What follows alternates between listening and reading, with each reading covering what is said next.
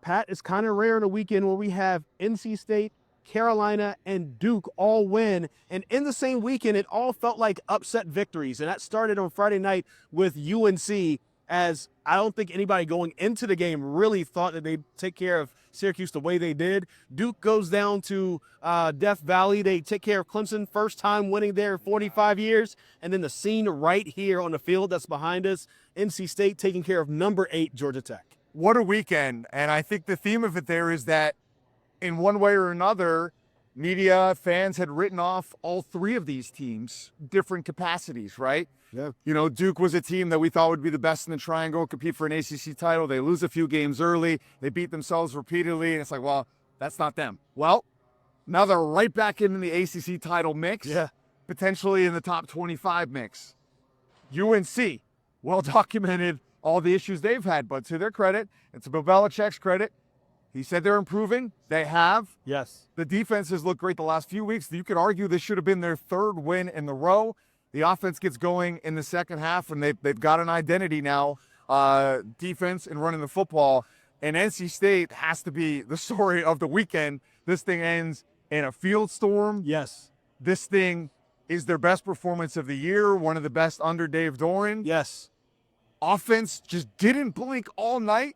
Defense played great situationally. And in a week when people were ready to run Dave Doran out of town, whether he was going to retire on his own or be forced out, who knows going forward? You just hit on something right there. The direction I wanted to go was that this was probably one of the best performances that I've seen from NC State since I've been here in the Triangle. Yeah. I got here in 2020. You remember the game against Clemson here where they beat Clemson. That was a big game. Yes, Devin Leary, yep. But the offensive output didn't look like that.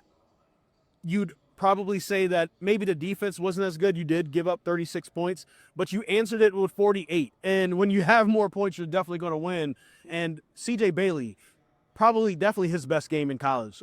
Just absolutely accurate for most of the day, making the best decisions out there. When he needed to run, he ran. When he needed to hit guys, he hit guys. I mean, there's probably still some yards that he left out there from drops from his receivers and not anything that he did wrong.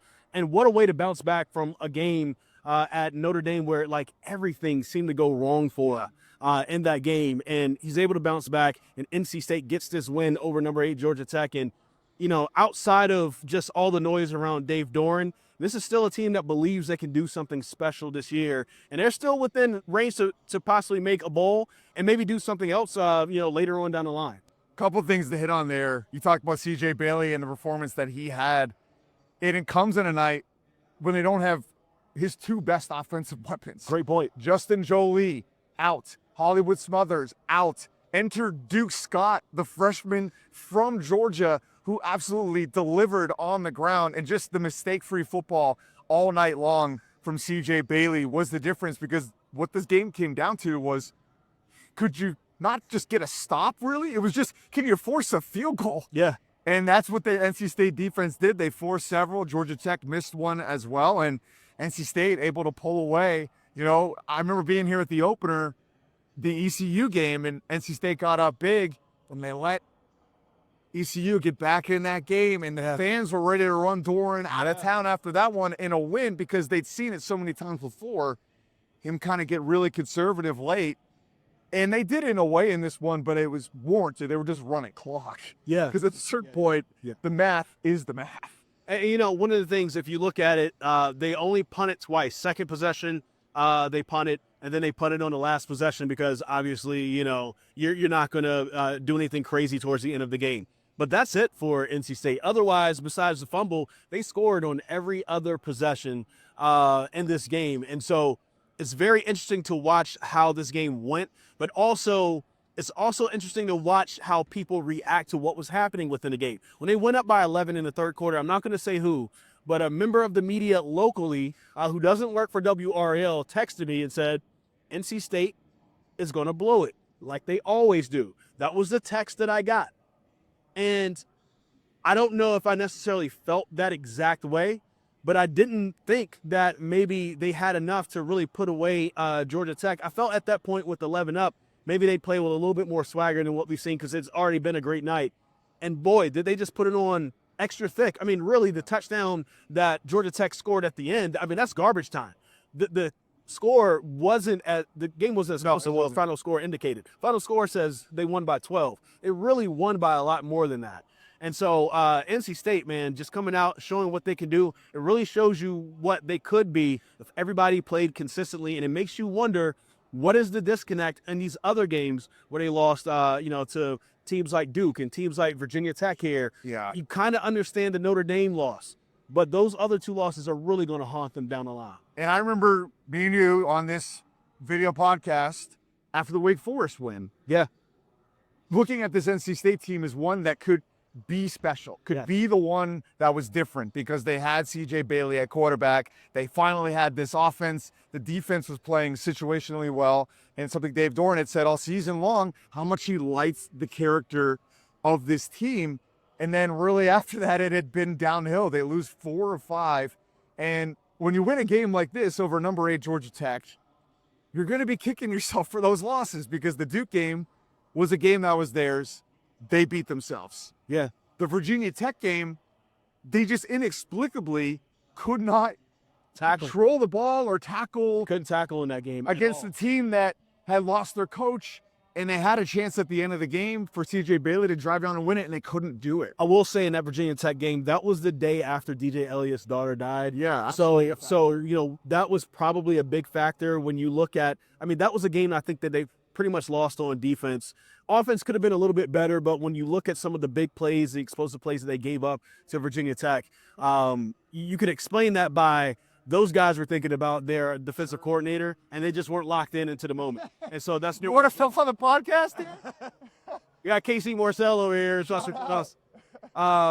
But that's one of those things that I think is going to be very interesting to see how they bounce back from this. And maybe this game is something that they can use as a springboard. Again, next week, Miami. That team, are they reeling right now? They just lost to SMU earlier today. We were watching that earlier today in the office.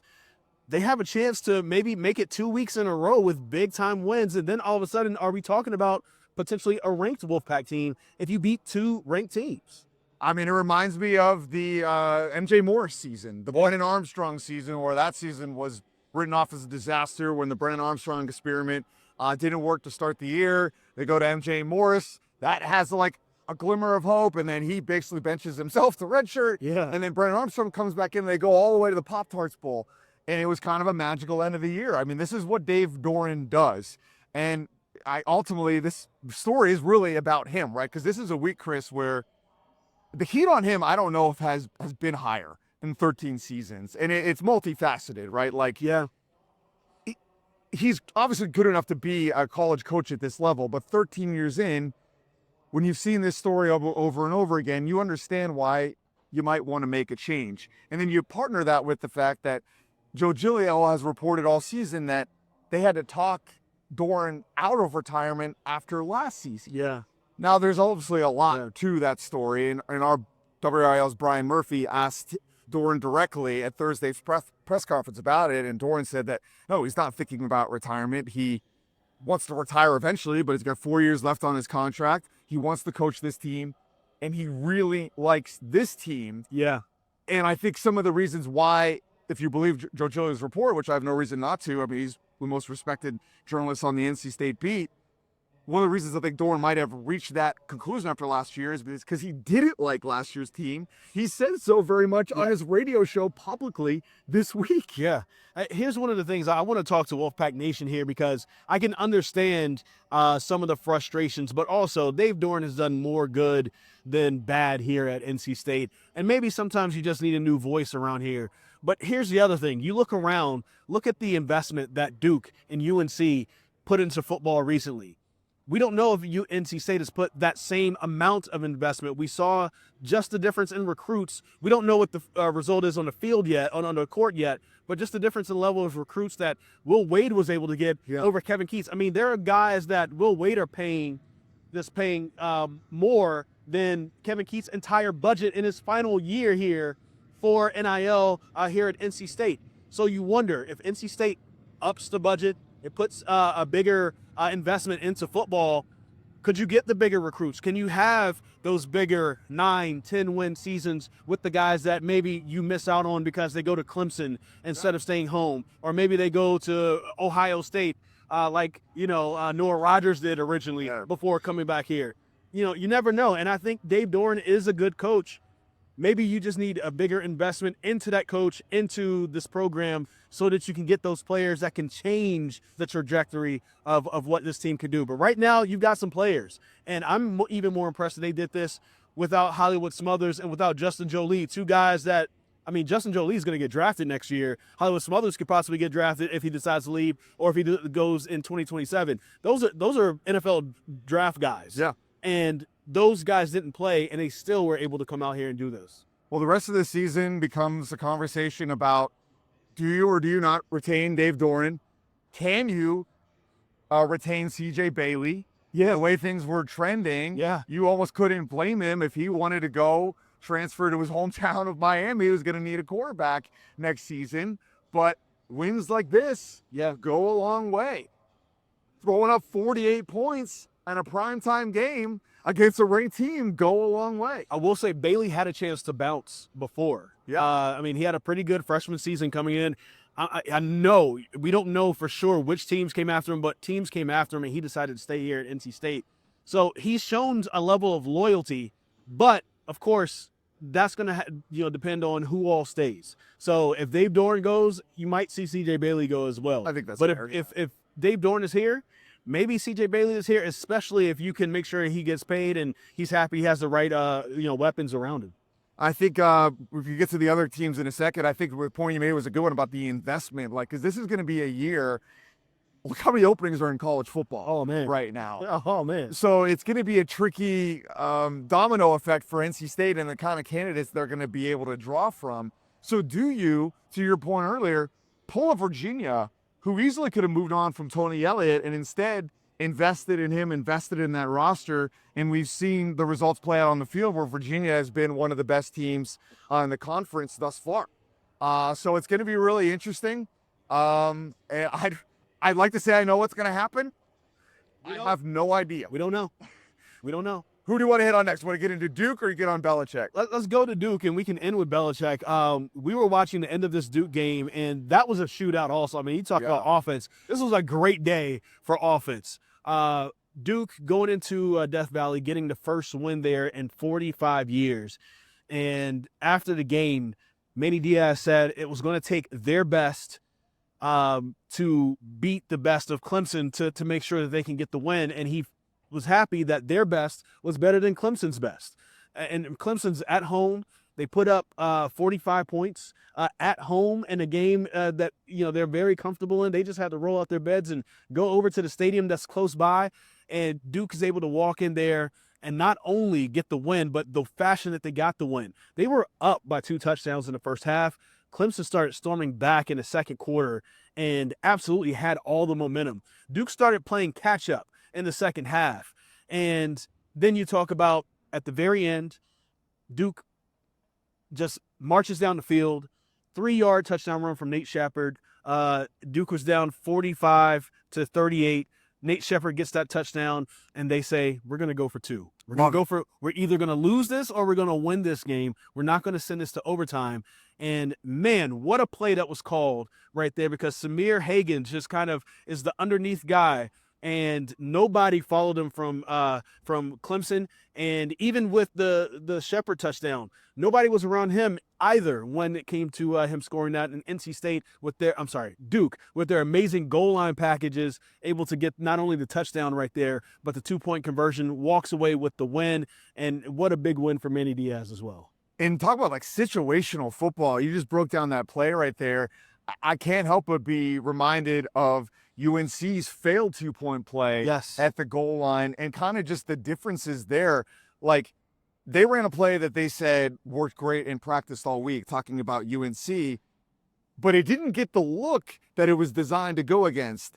Brian Murphy's been doing a podcast with Bryn Renner, former UNC quarterback. He broke it down really well, saying that basically the play was designed to go against man. It went up against zone. The response from Gio Lopez was they just still liked it. Like, they just still felt comfortable with it. Yeah. We could, okay, that's fine. But then, like, just the level of sophistication with this Duke play at the goal line where they have this shift pre-snap. Yes. Then they have Higgins, like, shift in, like, to the backfield and then up kind of from an H-back position. Hands down, almost behind the line where you couldn't see him. And Clemson was completely lost, and he goes across the formation. Nobody follows him. He's wide open. And it's that kind of situational football that makes a difference. Like, Manny Diaz, what he's done so well at Duke is win in the margins. He wins in the margins. Like, Yes. they made a big investment in Yes. Darian Mensah at quarterback, but I am hard-pressed to believe they have the same budget as UNC's roster. Yeah, probably not that. I don't know for sure. Basketball is still number one. Basketball is a different Still enough conversation. stage there. I mean, there certainly has been a noticeable investment in Duke football, but that doesn't mean it's like necessarily as Such the yeah, I would say they're exceeding the results, right? And Diaz and Elko before him have really tapped into something at that school. And it's funny to think about, like, what's the coaching carousel going to look like here at the end of the year? And a few weeks ago, I was thinking we might have openings at all three. The way things were looking for Belichick after the Clemson game and all the reporting that came out after that, the way things were trending for Dave Doran, and then Diaz on the opposite end was like, Who's going to poach him? Who's going to poach him? Yeah. Well, then they kind of like floundered a little bit, and it was like, well, he's probably going to come back. It's like, well, now you look at their schedule. They've got UConn. They've got Virginia, who I think is similar to Georgia Tech, probably overrated, or at least the difference isn't as high as maybe the ranking of the record would suggest. Right. I'm not trying to take away from NC State's win over Georgia Tech, but, like, you know what I'm trying to say? Like, their best wins were Duke and Clemson. They haven't actually played that hard of a schedule. So I think there's a chance here with Duke. They still have Carolina. They still have Carolina. I think they have Wake Forest as well. Like, so they could get to 9-4 regular season record, I believe it would be, if I'm doing the math correctly. And I think they have a chance to make the ACC title game as well. Yeah. If that happens, it's hard for me to believe that Manny Diaz is coming back to Duke unless they give him a huge race. Well, and right now you would think that Nina King is probably having that discussion right now. We saw what happened at Indiana. Hey, Kurt Signetti, let's lock you up. If you stay there, Rule as well, let's lock you up so you can stay here, because there's way too many openings. And that's one of the things is, like, firing your coach this early, yes, it may give you the jump on talking to other coaches, but then it also gives other teams who are like, hey, my guy's going to get poached. I have Kurt Signetti. I have Matt Rule. I have Manny Diaz. Hey, let's put some pen to paper so we can lock you up a little bit. And you got to wonder if that's happening in the back end with Duke, with him. Just another thing on that play, something that Samir Hagans told the media after the game. It was the exact situation that they were planning for last night, right before the game. They were talking about, we're going to be in a situation where we're going to have to score a touchdown and we're going to have a 2-point conversion to win the game. And if we do, this is the play that we're going to run. And Samir, it's going to be on you, the senior. And he said he was ready for it. First off, I don't know who has the crystal ball at Duke to know what's going to happen. I mean, going back to the NC State game, they also knew that they could block, I think it was a field goal attempt or something like that, because there's a look that they saw on tape where it's like, if we run this, we're going to block a field goal against NC State. And they did it.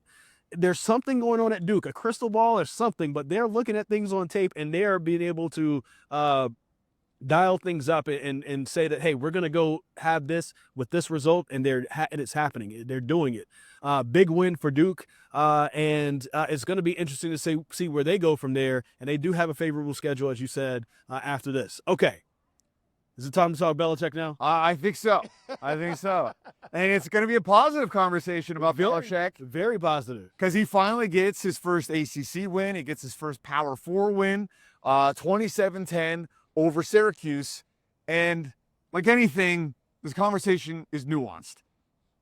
The improvement is tangible. We've seen it for weeks. They were trending in this direction. You could argue if they didn't beat themselves and fumble the ball at the goal line, they would have beat Cal. You could argue if they didn't fumble the ball at the goal line in the first half versus Virginia, and obviously that 2-point conversion that came out of the goal line, they could have beat them as well. So this could have been their third straight win. Yeah. But this was a game where you're playing Syracuse, who's not only on their backup quarterback, the backup was so bad, they went to the third-string quarterback, who was a walk-on lacrosse player, which is about as Belichick as it gets. And this kid might play for Carolina next year. He might. He might a quarterback. He might go back to lacrosse the way he played against UNC. And he was lost out there. Like, there's no really other way to put it. Yeah. He didn't complete a pass until the second quarter, 0 for 8 to start, and somehow UNC is losing the game because, again, they're beating themselves in the first half. Their The tight end, microcosm of the season. yeah, their tight end Okay. catches the pass over the middle, fumbles it, and Syracuse returns the ball for 6, and that is literally the only way you're going to lose this game. So I'm thinking at that point, I think a lot of other people were as well, like, if Belichick can't win this one, I mean, should he even get back on the plane? Yeah. But Yeah. to his credit, and to the team's credit, and to the offense's credit, they found something led by Damon June, who was a monster the rest of the way. What a game Damon June had. I mean, he was a big star.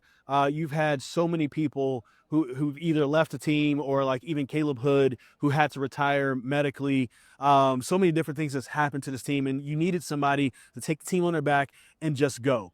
That's what Damon June did. I mean, he did it running the ball. He did it receiving the ball. He was able to do it all over the field, and there was no answer from Syracuse. And remember, Syracuse is a team that beat Clemson. Clemson blew Carolina out the water, right? So, like, it doesn't always, that transient property doesn't always work from team to team. Like, Yeah. okay, well, you beat this team, and they beat you, so that means that that doesn't always work out. But when you look at just the differences in the teams, and of course the quarterback situation is a big part of that as well for Syracuse, the way Carolina stepped up and was able to overcome those early first half mistakes, even though it outgained Syracuse by over 100 yards. Yeah. Syracuse at one point in the second quarter had not completed a pass, but they were up 10-3. Like, things like that, weird things were happening in the game, and they were just able to just calm down. Damon June put it on his back, was able to do it, came back, and they just looked like a real football team. And also, here's the part that really stood out to me. Before that Charlotte game, they hadn't scored more than 20 points versus an FBS team. Charlotte is an FBS team, one of the worst FBS teams. Couldn't score more than 20 points. 27. That's not like a crazy amount. It's not the amount here. It's not the amount at Duke. But they were able to do that. And that is a win. If you're going to tally up wins, and as much as we've chopped Belichick down, you definitely have to build them up on certain things. They were able to score 27 points versus an FBS team, a team that people looked at just a few weeks ago before they started sliding as one of the better teams in the ACC. And it's like a funny position to be in because, like, there's a lot of, like, the Bill Belichick and Carolina truthers out there that love to come at me in my mentions and act like any positive step just erases everything that was reported. That's not how reporting works. That's not how life works. That's not how real life works. Okay? Like, all of these things don't happen in a vacuum. They are all in response to together. This is a living organism of a season. Murderers do community service. That's a quote I didn't expect to hear on this podcast. Let's do community service. So what I will say is that I stand by everything that was reported after the Clemson game.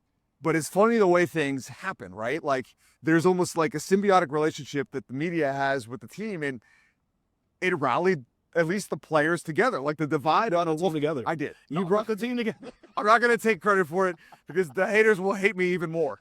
But it's interesting how that happened, right? Like, we see this all the time, right? Like, a team gets buried in the media for multiple weeks, Yeah. and you see them put together a better response. And the improvements that they've been saying are happening are, in fact, happening. Like, the defense thing is real and has been here for weeks.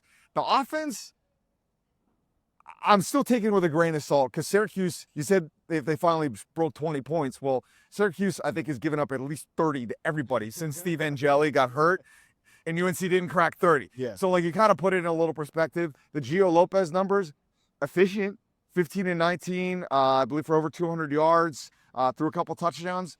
The numbers very inflated by like an 81-yard screen to Damon June. But again, didn't turn the ball over, didn't make mistakes, moved the ball well within the 20s. And Damon June is like a star. Like, this is a freshman that looks like Amarion Hampton / like Kareem Hunt. Wow. Like reincarnate. I mean, I see this guy in the NFL. Wow. This guy's going to be in the NFL. Yeah. I saw it as soon as I saw Amarion Hampton. I would feel pretty confident to say the same thing about him.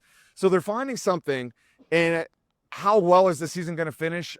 I don't know, but I think at a minimum here, if the administration does in fact want to bring them back, which has been the standpoint, we had the statement from Bubba Cunningham. I've talked to sources about it. Others have as well.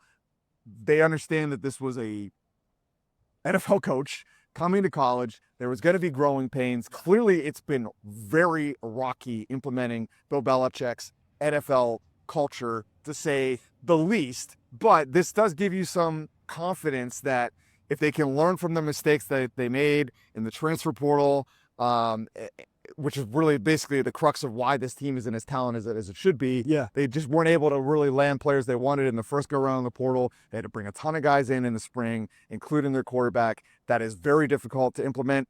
But, of course, we do see it happen around college football. There are one-year turnarounds. It has not happened here. But you can at least see it. You can at least see it that next year, if he comes back, that they could be like significantly better if they learn from their mistakes. As far as this season, it's just one game, and it's against a team that was reeling, that was sliding even before this game happened. So I don't know if this is like a turnaround. I don't think they go and make a bowl, although they could. Mathematically, they could still. But this is definitely what you're saying. You could see where this could possibly go for Carolina. This is definitely something to build on for them. They still have to come here. They still have to play Duke. They have some tough games coming up ahead for them. Even though people say this was an easy schedule this year, there's going to be some tough games for them. And there's going to be teams that's not going to have a quarterback be 0 for 8 by the middle of the second quarter. They're not going to have the mistakes that they're not going to have a lacrosse player at quarterback. Like, you're going to have to see Darian Mensah, who's the ACC's top passer. You're going to have to see C.J. Bailey. And if he keeps playing like that, he might, catch up to Darian Mensah. You're going to have to see some real players coming up here and some real teams. So it's going to be interesting to see how they go from there. But their offense, definitely, as you mentioned, is still the weak point for that team. So how do you go up against those teams, especially a team like Duke that's pretty good on defense? Well, no matter what, the season's here.